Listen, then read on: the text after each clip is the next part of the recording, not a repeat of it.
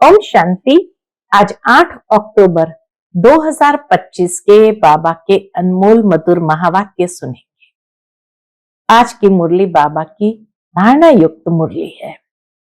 बाबा कहते हैं, बच्चे जितना आत्म अभिमानी बनेंगे, अंदर में ये याद रहेगा कि हमको पढ़ाने वाला कौन है, जिसको सारी दुनिया पुकार रही है, याद कर रही है, वह आकर हमें पढ़ाते हैं, वो हमारी सेवा में उपस्थित है। जितना ये निश्चय पक्का होगा, उतना बाप के प्रति रिगार्ड होगा। बाबा कहते निश्चय नंबरवार है तो रिगार्ड भी नंबरवार है। ऊंचे ते ऊंचे बाप को भी पहचानते नहीं, क्योंकि स्वयं को भी नहीं पहचानते तो बाप को कैसे पहचानेंगे। तो बाबा कहे, तुम अभी इस पाठशाला में हो और तुम यहां से ही स्वर्ग के लिए पासपोर्ट लेते हो। पासपोर्ट लेने का आधार है अपने नाम को रजिस्टर करना, और नाम रजिस्टर करने के लिए जितना जितना आत्म अभिमानी बनेंगे, नाम रजिस्टर होता जाएगा। तो सुनते हैं आज के बाबा के अनमोल मधुर महावाक्य। ओम शांति। मीठे बच्चे, तुम इस पाठशाला में आए हो स्वर्ग के लिए पासपोर्ट लेने। आत्म अभिमानी बनो और अपना नाम रजिस्टर में नोट करा दो, तो स्वर्ग में आ जाएंगे। आज की मुरली से प्रश्न है, कौन सी स्मृति न रहने के कारण बच्चे बाप का रिगार्ड नहीं रखते हैं। उत्तर है, कई बच्चों को यही स्मृति नहीं रहती कि जिसको सारी दुनिया पुकार रही है, याद कर रही है, वही ऊंच ते ऊंच बाप हम बच्चों की सेवा में उपस्थित हुआ है। ये निश्चय नंबरवार है। जितना जिसको निश्चय है, उतना रिगार्ड रखते हैं। आज की मुरली से पहले गीत बजा है, जो पिया के साथ है उनके लिए प्रसाद है। ओम शांति। सब बच्चे ज्ञान सागर के साथ तो है ही, इतने सब बच्चे एक जगह तो रह नहीं सकते। बल जो साथ है वह नजदीक में डायरेक्ट ज्ञान सुनते हैं, और जो दूर है उन्हों को देरी से मिलती है। मुरली शिक्षाएं देरी से मिलती है, परंतु ऐसे नहीं कि साथ वाले जास्ती उन्नति को पाते हैं और दूर वाले कम उन्नति को पाते हैं। ऐसा नहीं। बाबा कहे, जो ज्ञान सागर बाप के साथ है, अर्थात बुद्धि से साथ होने की बात है। सब जगह तो इतने सारे बच्चे नहीं रह सकते, तो कुछ है जो डायरेक्ट ज्ञान सुनते हैं, लेकिन इसका मतलब ये नहीं कि वो जास्ती उन्नति को प्राप्त करते और दूर रहने वाले कम उन्नति को पाते हैं। नहीं, प्रैक्टिकल देखा जाता है, जो दूर है वो जास्ती पढ़ते हैं और उन्नति को पाते हैं। इतना जरूर है, बेहद का बाप यहां है। ब्राह्मण बच्चों में भी नंबरवार है। बच्चों को दैवी गुण भी धारण करने हैं। कोई कोई बच्चों से बड़ी बड़ी गफलत होती है। बाबा कहते, कोई कोई बच्चों से बड़ी बड़ी गफलत होती है, समझते भी है। बेहद का बाप जिसको सारी सृष्टि याद करती है, वह हमारी सेवा में उपस्थित है और हमको ऊंच ते ऊंच बनाने का मार्ग बताते हैं। बहुत प्यार से समझाते हैं, फिर भी इतना रिगार्ड देते नहीं। बाबा इतना प्यार से समझाते तो भी बच्चे इतना प्यार से रिगार्ड देते नहीं। बांधेलियां कितना मार खाती है, तड़पती है, फिर भी याद में रह अच्छा उठा लेती है। पद भी ऊंच बन जाते हैं। बाबा सबके लिए नहीं कहते हैं, नंबरवार पुरुषार्थ अनुसार तो है ही। बाप बच्चों को सावधान करते हैं। सब तो एक जैसे हो न सके। बांधेलियां आदि बाहर में रहकर भी बड़ी कमाई करती है, यह गीत तो भक्ति मार्ग वालों का बना हुआ है जो पिया के साथ है, परंतु तुम्हारे लिए अर्थ करने जैसा भी है। वह क्या जाने पिया कौन है, किसका पिया है। आत्मा खुद को ही नहीं जानती तो बाप को कैसे जाने। है तो आत्मा ना, मैं क्या हूं, कहां से आई हूं, यह भी पता नहीं है। आत्मा को यह भी पता नहीं मैं क्या हूं, कहां से आई हूं। सब है देह अभिमानी, आत्म अभिमानी कोई है नहीं। अगर आत्म अभिमानी बने तो आत्मा को अपने बाप का भी पता हो। देह अभिमानी होने के कारण न आत्मा को न परम पिता परमात्मा को जानते हैं। मूल कारण है देह अभिमान, जिस कारण न अपने को न बाप को जानते हैं। यहां तो तुम बच्चों को बाप बैठ सन्मुख समझाते हैं। ये बेहद का स्कूल है। एक ही एम ऑब्जेक्ट है, स्वर्ग की बादशाही प्राप्त करना। स्वर्ग में भी बहुत पद है, कोई राजा रानी, कोई प्रजा। बाप कहते मैं आया हूं तुमको फिर से डबल सिरताज बनाने। बाबा का लक्ष्य बहुत ऊंचा है कि हर बच्चे को मुझे डबल सिरताज बनाना है। सब तो डबल सिरताज बन न सके, बाबा की चाहना है, लेकिन बाबा ये भी जानते हैं सब तो बन न सके। जो अच्छी रीति पढ़ते हैं वो अपने अंदर में समझते हैं हम यह बन सकते हैं। सरेंडर भी है, निश्चय भी है, सब समझते हैं इनसे कोई ऐसा छीछी काम नहीं होता है। बाबा जानते हैं कि सब समझते हैं इनसे कोई ऐसा छीछी काम नहीं होता है। कोई कोई में बहुत अवगुण होते हैं, वह थोड़ी समझेंगे हम कोई इतना ऊंच पद पाएंगे, इसलिए पुरुषार्थ ही नहीं करते हैं। बाप से पूछे मैं ये बन सकता हूं तो बाबा झट बताएंगे, अपने को देखेंगे तो झट समझेंगे बरोबर मैं ऊंच पद नहीं पा सकता हूं। लक्षण भी चाहिए ना। सतयुग त्रेता में भी ऐसी बातें होती नहीं, वहां है प्रारब्ध। बाद में जो राजाएं होते हैं वह भी प्रजा को बहुत प्यार करते हैं। बाद में जो राजाएं द्वापर के बाद आते हैं वह भी अपने प्रजा को बहुत प्यार करते हैं। यह तो मात पिता है, शिव बाबा मात पिता है, यह भी तुम बच्चे ही जानते हो। यह तो बेहद का बाप है, ये सारी दुनिया को रजिस्टर करने वाले हैं। तुम भी रजिस्टर करते हो ना, इसके लिए नई दुनिया के लिए पासपोर्ट दे रहे हैं। बाबा आकर सबको पासपोर्ट दे रहे हैं।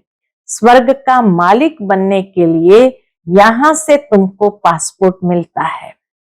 बाबा ने कहा था सबका फोटो होना चाहिए, एक सजी हुई मूर्त के रूप में और दूसरा साधारण। तो बाबा ने कहा था सबका फोटो होना चाहिए जो वैकुंठ के लायक है, क्योंकि तुम मनुष्य से देवता बनते हो। बाजू में ताज व तख्त वाला फोटो हो, हम यह बन रहे हैं। प्रदर्शनी आदि में भी यह सैंपल रखना चाहिए। यह है ही राजयोग।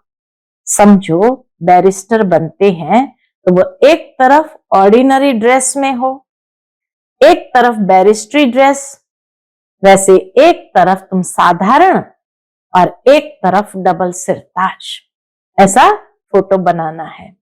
तुम्हारा एक चित्र है ना जिसमें पूछते हो क्या बनना चाहते हो, ये बैरिस्टर आदि बनना है या राजाओं का राजा बनना है।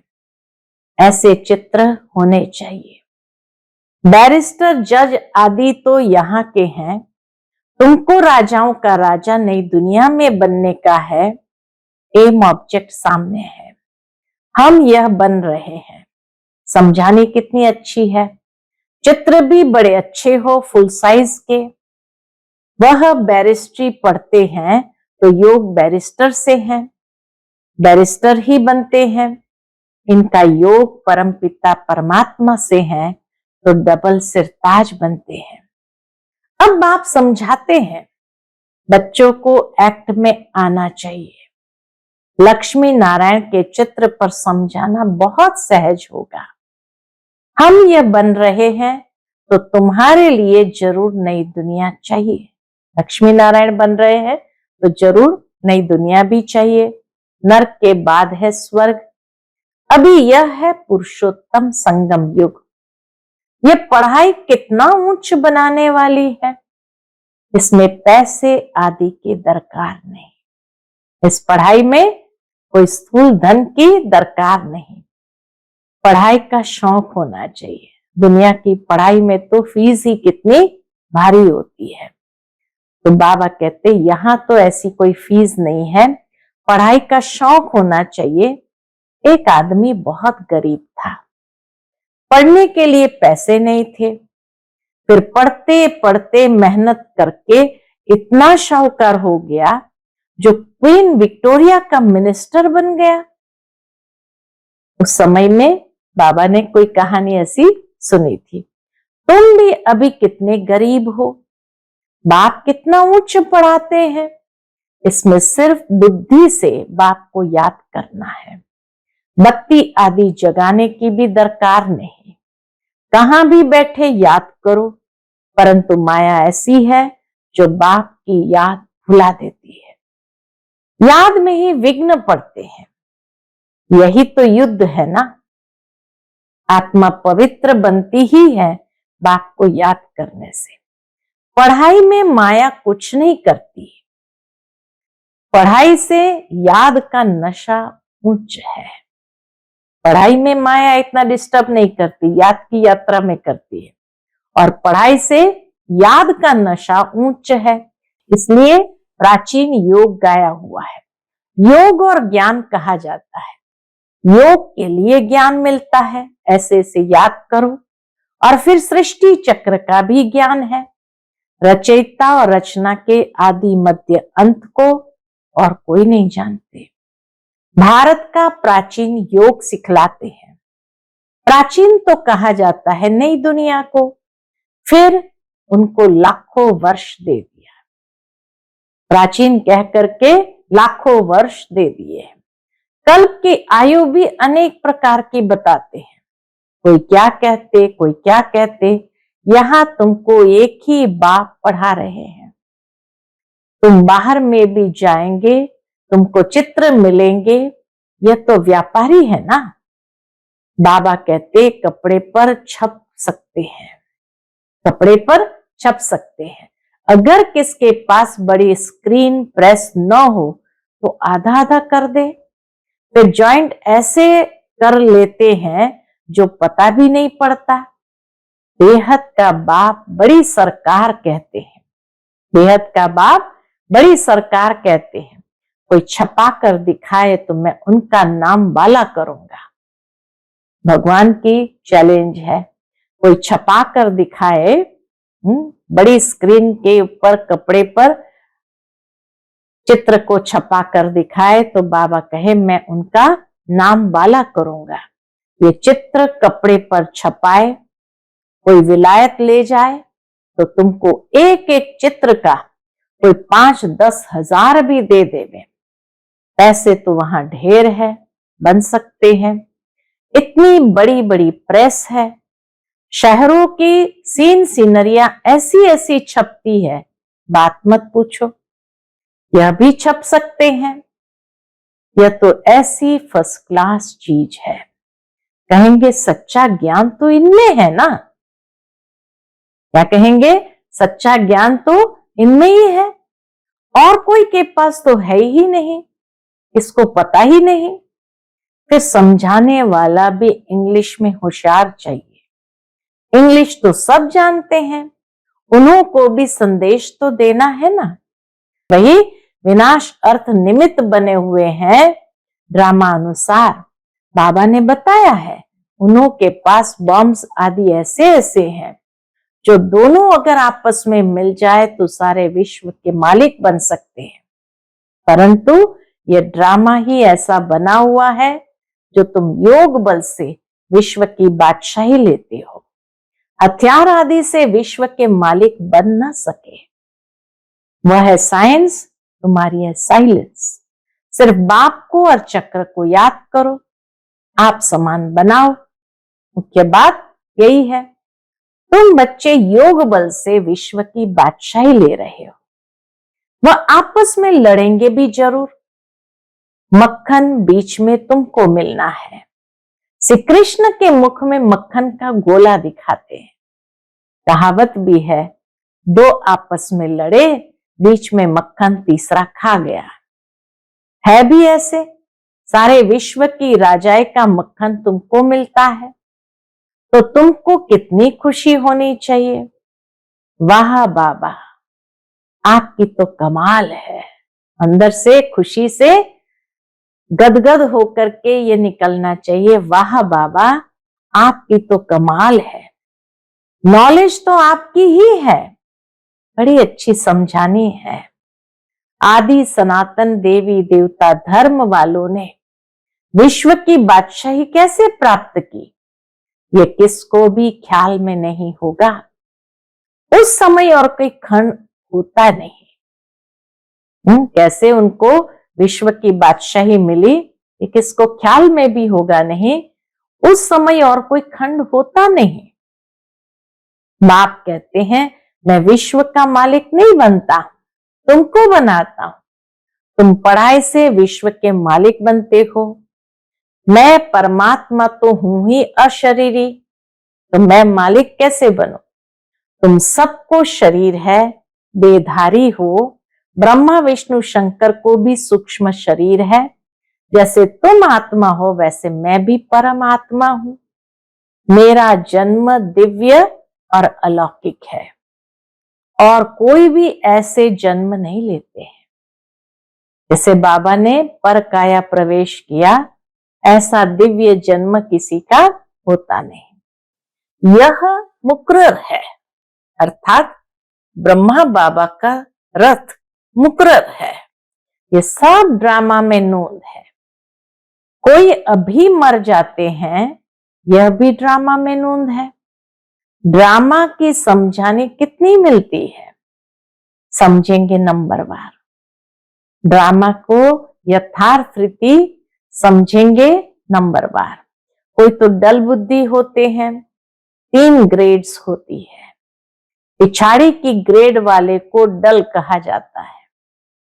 खुद भी समझते हैं ये फर्स्ट ग्रेड में है, ये सेकंड में है। प्रजा में भी ऐसे ही है। पढ़ाई तो एक ही है। बच्चे जानते हैं ये पढ़कर हम डबल सिर ताज बनेंगे। हम डबल सिर ताज थे, फिर सिंगल ताज वाले, फिर नो ताज वाले हैं। हम डबल सिर ताज थे, फिर द्वापर से सिंगल ताज, फिर नो ताज बने। जैसा कर्म वैसा फल कहा जाता है। सतयुग में ऐसे नहीं कहेंगे, जैसा कर्म वैसा फल। यहां अच्छे कर्म करेंगे तो एक जन्म के लिए अच्छा फल मिलेगा। ये इस दुनिया का कायदा है, जैसा कर्म करेंगे वैसा फल मिलेगा। कोई ऐसे कर्म करते हैं जो जन्म से ही रोगी होते हैं, यह भी कर्म भोग है ना। बच्चों को कर्म, अकर्म, विकर्म का भी समझाया है। यहां जैसा करते हैं तो उसका अच्छा व बुरा फल पाते हैं। कोई शाहूकार बनते हैं तो जरूर अच्छे कर्म किए होंगे। अभी तुम जन्म जन्मांतर की प्रारब्ध बनाते हो। गरीब शाहूकार का फर्क तो वहां रहता है ना, अभी के पुरुषार्थ अनुसार। कोई गरीब प्रजा में चले जाएंगे तो कोई एकदम शाहूकार प्रजा में भी जाएंगे। ये सब अभी के पुरुषार्थ अनुसार है। वह प्रारब्ध है अविनाशी 21 जन्मों के लिए। यहां मिलता है अल्पकाल का, कर्म तो चलता है ना। यह कर्म क्षेत्र है। सतयुग है स्वर्ग का कर्म क्षेत्र, वहां विकर्म होता ही नहीं। ये सब बातें बुद्धि में धारण करनी है। कोई विरले हैं जो सदैव पॉइंट्स लिखते रहते हैं, चार्ट भी लिखते लिखते फिर थक जाते हैं, तुम बच्चों को पॉइंट्स लिखने चाहिए। बहुत महीन महीन पॉइंट्स हैं जो सब तुम कभी याद नहीं कर सकेंगे, खिसक जाएंगी, फिर पछताएंगे कि ये पॉइंट तो हम भूल गए। सबका ये हाल होता है। बाबा इतनी अच्छी पॉइंट्स देते हैं, समय पर भूल जाती है। भूलते बहुत है, फिर दूसरे दिन याद पड़ेगा। बच्चों को अपनी उन्नति के लिए ख्याल करना है। बाबा जानते हैं कोई विरले यथार्थ रीति लिखते होंगे। बाबा व्यापारी भी है ना, चार्ट की बात बाबा करते हैं कि बाबा जानते हैं कोई विरले यथार्थ रीति लिखते होंगे। बाबा व्यापारी भी है ना, वह है विनाशी रत्नों के व्यापारी, यह है ज्ञान रत्नों के। योग में ही बहुत बच्चे फेल होते हैं। एक्यूरेट याद में कोई घंटा डेढ़ भी मुश्किल रह सकते हैं। 8 घंटा तो पुरुषार्थ करना है। तुम बच्चों को शरीर निर्वाह भी करना है। बाबा ने आशिक माशुक का भी मिसाल दिया है। बैठे बैठे याद किया और झट सामने आ जाते। यह भी एक साक्षात्कार है। वह उनको याद करते, वह उनको याद करते। यहां तो फिर एक है माशुक और तुम सब हो आशिक। वह सलोना माशुक तो सदैव गोरा है। शिव बाबा सलोना माशुक तो सदैव गोरा है, एवर प्योर है। बाप कहते मैं मुसाफिर सदैव खूबसूरत हूं, तुमको भी खूबसूरत बनाता हूं। इन देवताओं की नेचुरल ब्यूटी है।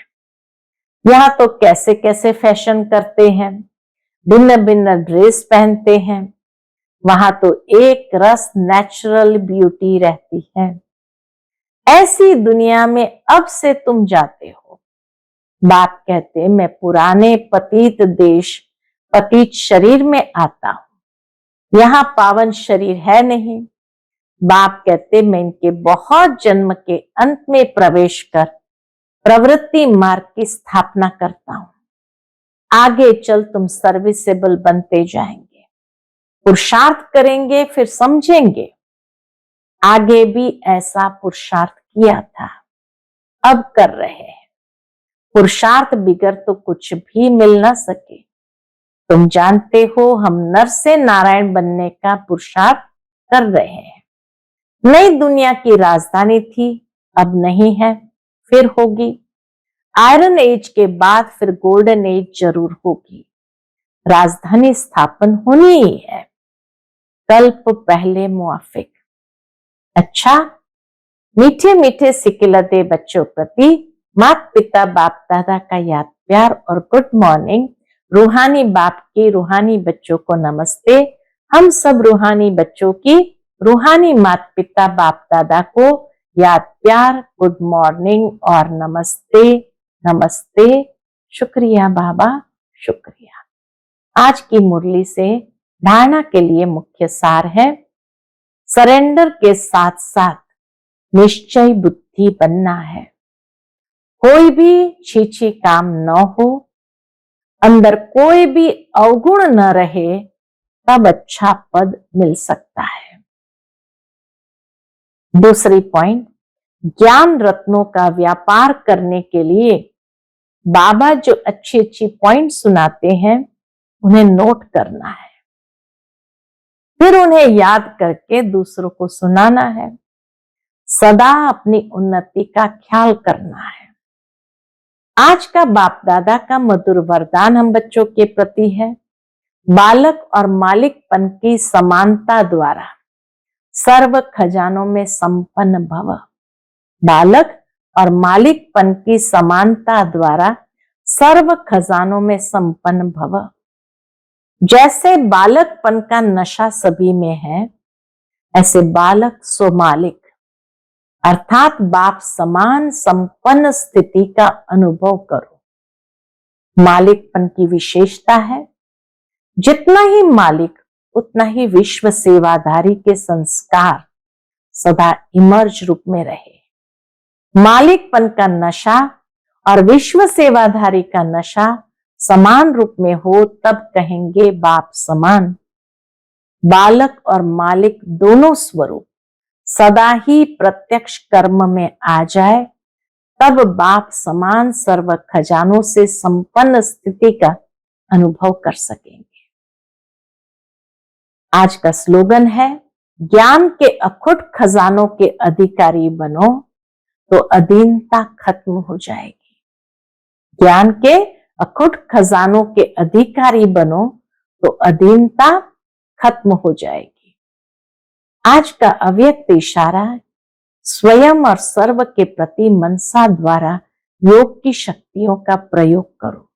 उसके अंतर्गत जैसे वाचा सेवा नेचुरल हो गई है, ऐसे मनसा सेवा भी साथ साथ और नेचुरल हो। वाणी के साथ मनसा सेवा भी करते रहो तो आपको बोलना कम पड़ेगा। बोलने में जो एनर्जी लगाते हो वह मनसा सेवा के सहयोग कारण वाणी की एनर्जी जमा होगी और मनसा की शक्तिशाली सेवा सफलता ज्यादा अनुभव कराएगी। अच्छा, ओम शांति।